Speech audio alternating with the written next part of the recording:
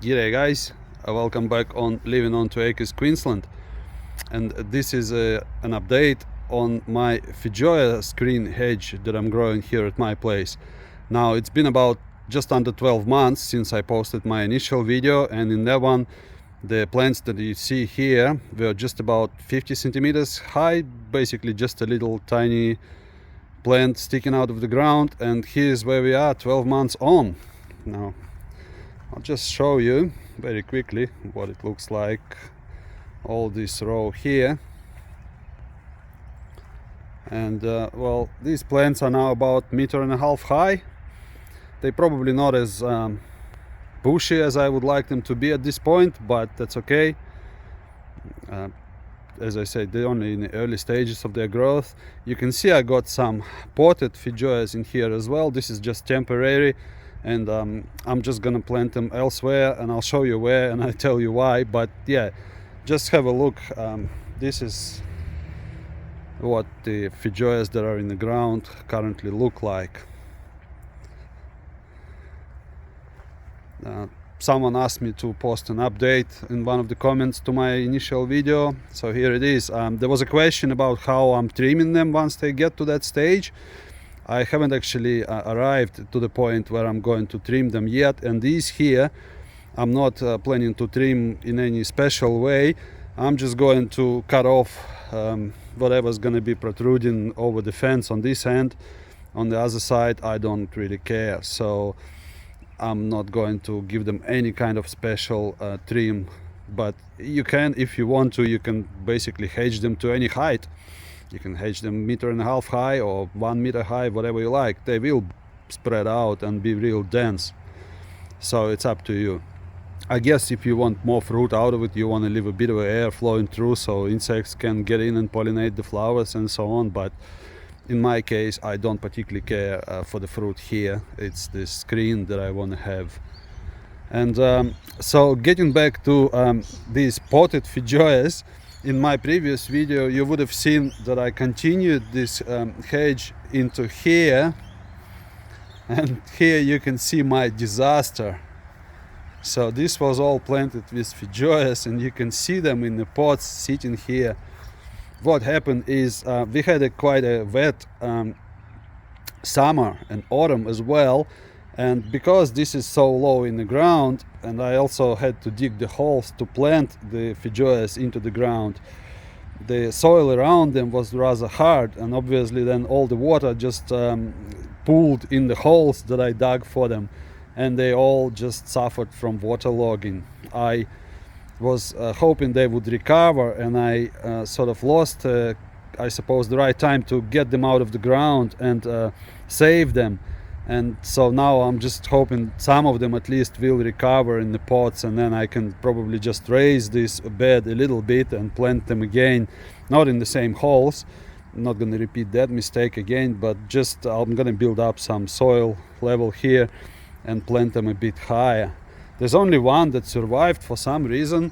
Don't know why, because you can see this is a bit higher, all died, and the ones next to it are dead as well. But that one there had survived. So yeah, basically all that I got in the pots I'm gonna plant back in here as well, whatever's gonna survive, and we'll see how that goes. So don't repeat my mistake, don't dig them too low if you have a water logging problem in that part of your property where you're going to plant them. Otherwise you'll probably have the same result as I did. And also I'm gonna show you my other hedge that I planted along my driveway, which was in my initial video as well, and I'll show you how that is doing, because that's doing pretty good as well. Well, not as well much better than this, but probably even better than that there. So I'll show you now.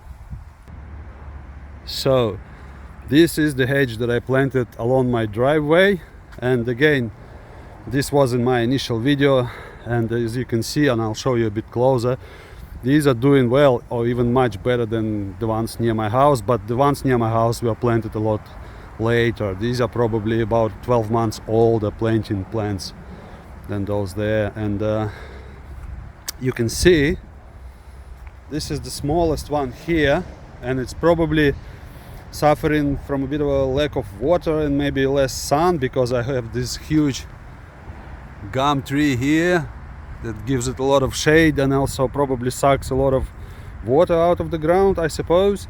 But otherwise it's catching up. And there's this one, but as we go down a bit further, you can see that they're all doing quite well, and you can see that most of them are still protected by chicken wire from the wallabies, but I'm now beginning to remove the chicken wire from the larger ones just to let it spread out, and so it doesn't grow through the chicken wire too much, because it's difficult to remove then. And also now, since we had a lot of rain, kangaroos getting back to eating just grass, because about a year ago when we had a dry spell, they ate everything including Feijoas, whichever they could reach.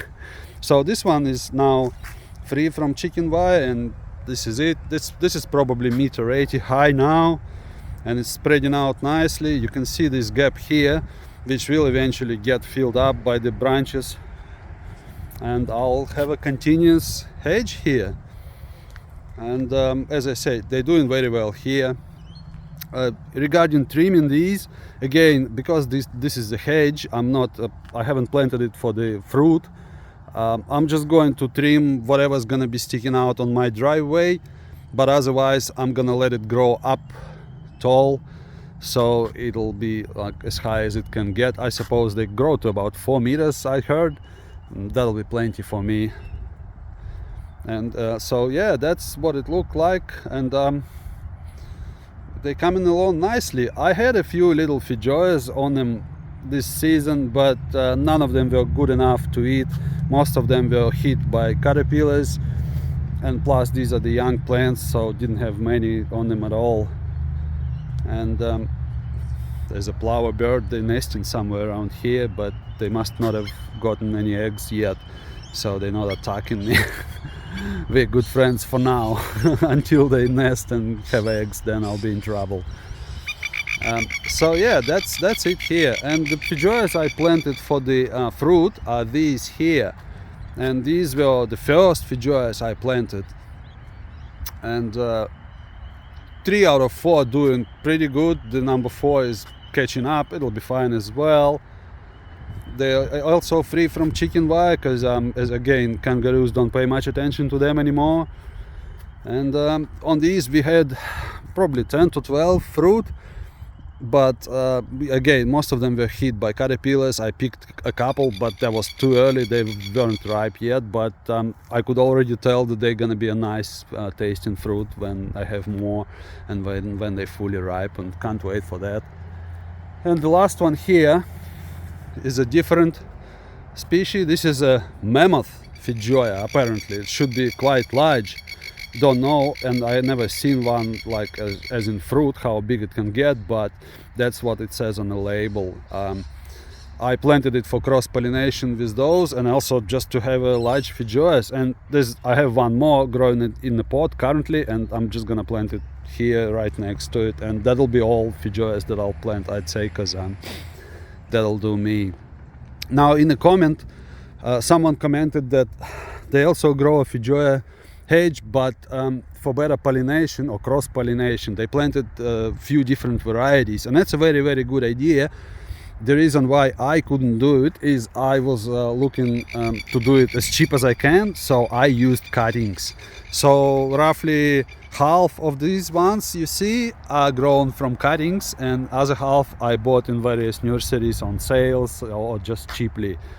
So and the size of them is not an indication which one is a cutting and which one is just bought plant, but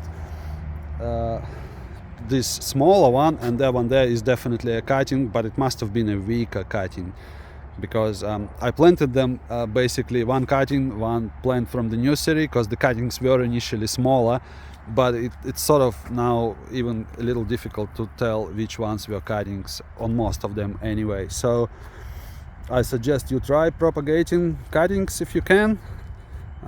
It worked for me. Hope it works for you. Now, there's one little fruit there, but again, there's a couple or 3 even. but again they fell off way too early. They probably been hit by caterpillars. So yeah, this is how it's doing. I'm happy, provided also that this soil here is not a soil at all. This is basically, that's where my driveway used to go out to, and the soil there is not very good at all. I give it a bit of a fertilizer occasionally, just some granular fertilizer, or even at times I water it with the manure water, but not often at all. And these guys are doing great. So again, highly recommended. And I hope in another year or so it'll be much larger and I'll have some delicious fruit of it, which I can eat and show you guys, you know, how that's all going. Hope you enjoyed this video, guys. Like, share, subscribe, tell the others. Thanks for watching, and I'll see you on the next one.